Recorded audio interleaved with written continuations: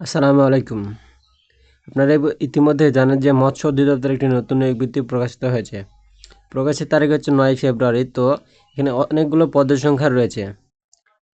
তো আমরা আজকে কিভাবে ঘরে বসেই আপনারা এই মৎস্য অধিদপ্তরের বিজ্ঞপ্তিতে নিয়োগ বিজ্ঞপ্তিতে আপনারা আবেদন করতে পারেন সেই আবেদনের পদ্ধতিটা আজকে দেখাবো। তো চলেন বেশি কথা না বলে ভিডিও শুরু করা যাক।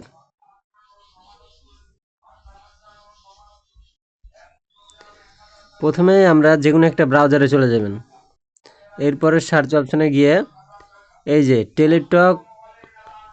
টেলিটক.com বিডি এই ওয়েবসাইটে যাবেন। এখানে যাওয়ার পরে যে দেখতে পাবেন টেলিটক বিডি বাংলাদেশ লিমিটেড, এখানে যাবেন। এখানে যাওয়ার পরে এই যে অ্যাপ্লিকেশন ফর্ম, এখানে ক্লিক করবেন। এরপরে অ্যাভেলেবল সার্কুলার, এখানে টিক দেবেন। এরপরে নেক্সট।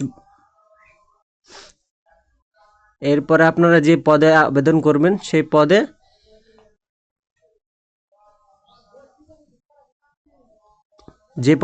যে পদে আবেদন করবেন এগুলোর মধ্যে সেগুলোতে টিক দিবেন।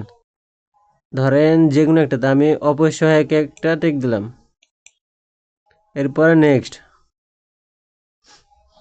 এরপরে এখানে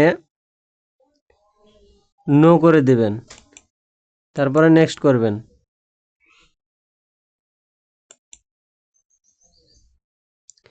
এরপরে আপনাদের সামনে ফর্মটি চলে আসবে। এটাই হচ্ছে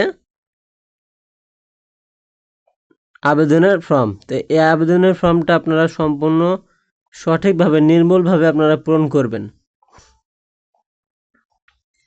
যেমন পোস্ট অফ নেম এখানে দেওয়া আছে অফিস সহায়ক। অ্যাপ্লিকের নাম মানে আবেদনকারীর নাম ইংরেজিতে লিখবেন, তারপরে এখানে বাংলা লিখবেন। এখানে ফাদার নেম ইংরেজিতে লিখবেন, এখানে বাংলায় লিখবেন। এরপরে মাদার নেম ইংরেজিতে লিখবেন, তারপরে এখানে বাংলা লিখবেন।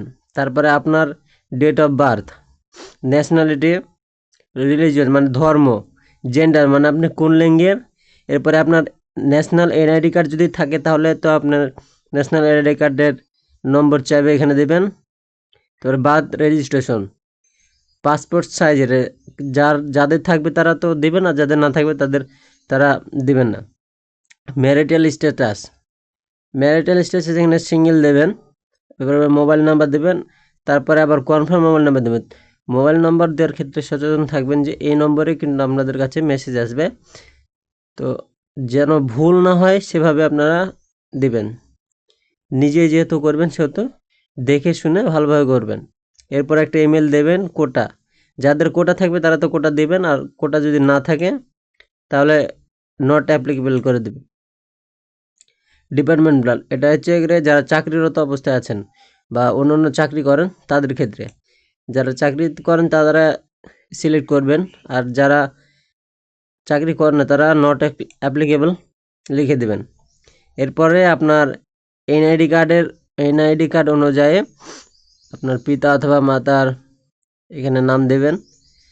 তারপরে আপনার ঠিকানা, গ্রামের নাম, জেলা, উপজেলা, পোস্ট অফিস, পোস্ট কোড এগুলো দেবেন। তারপরে এই পাশে যদি স্থায়ী ঠিকানা আর বর্তমান ঠিকানা একই হয় তাহলে এখানে সেম টিক চিহ্ন দেবেন, তাহলে আপনারা এটা যেখানে যা তো এখানেও তা হয়ে যাবে। এরপরে আপনার এসএসসির কোয়ালিফিকেশন দেবেন।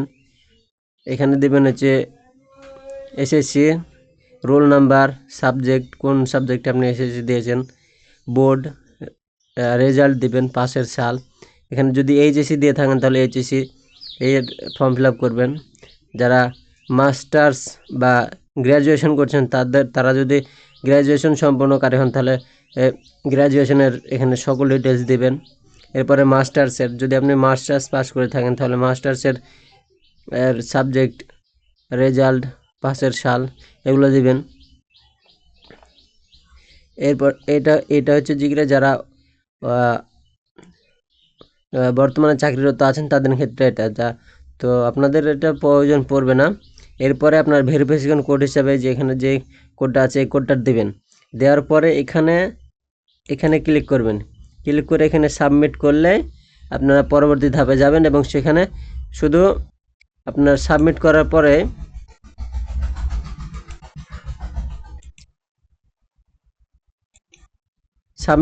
পরে আপনারা দেখতে পাবেন যে ছবি এবং আপনার স্বাক্ষর চাইবে। তো আপনারা অনলাইন থেকে দেখে নেবেন যে ছবি কীভাবে তৈরি করতে হয়। 300x300 পিক্সেল এবং স্বাক্ষর হচ্ছে 300x80 পিক্সেলের।